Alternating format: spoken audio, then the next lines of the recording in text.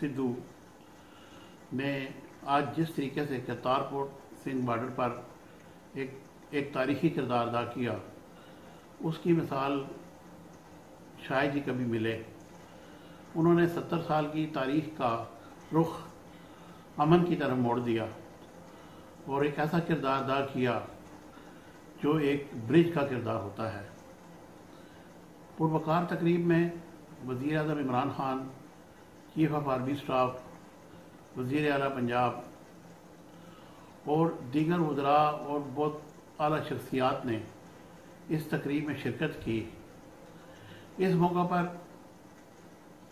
सिद्धू और इमरान खान ने बड़ी ज़बरदस्त तकारीर की और इस दौरान शेर व शायरी का भी तबादला किया गया। भारतीय मीडिया ने इस शानदार पुरवकार और तारीखी लम्हात को हज़फ तनकीद बनाया और इसके साथ साथ हुकूमत ने भी इसको क्रिटिसाइज़ किया।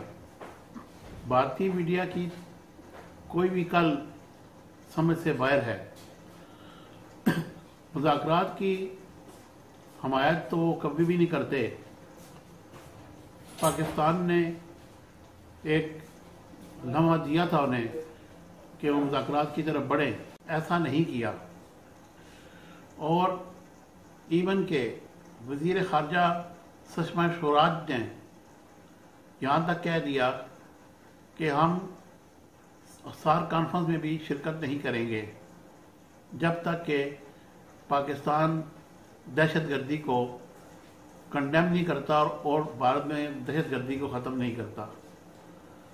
उनको होश से नाखन लेने चाहिए। दहशतगर्दी तो पाकिस्तान में हो रही है। बलूचिस्तान में आपका एक जनरल पकड़ा गया। इसी तरीके से अफ़गानिस्तान में आप लोग बैठे हुए हैं, वहाँ से ग्रुप बनाकर पाकिस्तान पर खुद कुछ हमले कराते हैं। दहशतगर्दी तो आप कर रहे हैं, हम तो दहशतगर्दी नहीं कर रहे। इसके बावजूद भी पाकिस्तान ये चाहता है कि अमन का रास्ता का तयन किया जाए और मुज़ाकरात जल्द अज जल्द शुरू हों ताकि ये तमाम मामलात को सीधा किया जा सके। बार कैफ ये बॉर्डर खुलने से सिखों को ज़बरदस्त किस्म की सहूलत मैसर आएगी और बॉर्डर से सिर्फ 4 किलोमीटर के फासले पर वो अपनी ज़ियारत कर सकेंगे। उन्होंने इसकी बहुत ज़्यादा तारीफ़ की। इधर सुषमा स्वराज की ने दावत को भी रद्द किया और उस पर तनकीद भी की। फैसला तो खैर अब भारतीय अवाम ही करेंगे कि उन्होंने किन लोगों को वोट दिए और उन्हें इक़्तिदार में लेके आए। अब इक़्तिदार उनके मुल्क में इलेक्शन की आमद है। उन्होंने हमेशा पाकिस्तान मुखालफत में वोट हासिल किए और एक माइंडसेट वहाँ मौजूद है जो इन लोगों को गलत रास्ते पर लगाता है। पाकिस्तान एक पुरअमन और बासलाहियत मुल्क है। पाकिस्तान दहशतगर्दी की कभी भी हमायत नहीं करता। पाकिस्तान ने तो 70,000 लोगों की जानों का नजराना पेश करके इस दुनिया में अमन कायम किया।